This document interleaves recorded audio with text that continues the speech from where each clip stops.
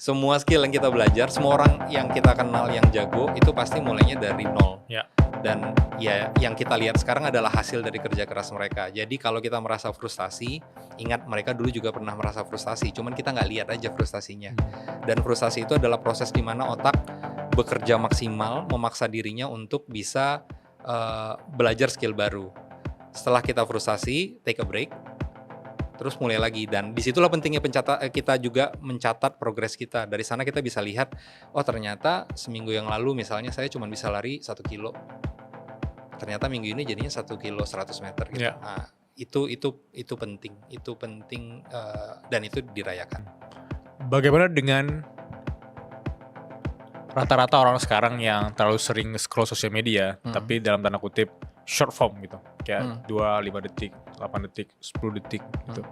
Dan beberapa waktu lalu aku sempat baca komen di YouTube Suara Berkelas, ada yang komen kayak gini, kayak aku 3 tahun terakhir tuh gampang banget scrolling yang kontennya short form di Instagram, TikTok gitu. Tapi akhir-akhir ini gak tahu kenapa ketika terbiasa nonton long form, let's say podcast 1 jam, itu aku di tempat lain tuh lebih gampang fokus gitu. Apakah ada dampaknya dari teman-teman yang kayak gampang banget swipe sehingga belajar untuk nonton yang retention rate lebih tinggi, which is kayak podcast, berdampak juga ke hal-hal lainnya? Bagaimana cara otak kita bekerja?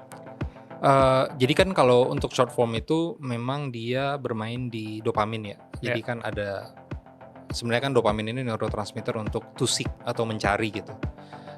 Jadi kita akan selalu mencari dengan si dopamin itu, dan dopamin itu kan jumlahnya terbatas di otak kita. Jadi pada saat kita sudah habis kuota dopaminnya, itu akan muncul rasa sakit pada saat dia habis.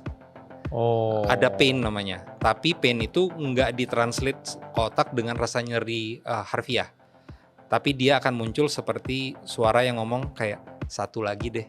Kenapa? Karena dopaminnya udah habis, kita dapat stimulus, kita nggak dapat dopamin yang harusnya tadi kita dapat. Makanya itu erat hubungannya dengan adiksi. Makanya orang gampang kecanduan sosial media karena mereka udah habis dopaminnya, terus mereka akan selalu cari, tapi nggak akan dapat kesenangan yang sama. Ya akhirnya akan terus merasa haus, akan terus merasa ingin terus. Itu sebabnya kenapa sosial media bisa bikin orang jadi adiksi. Dia berhubungan dengan si dopamin.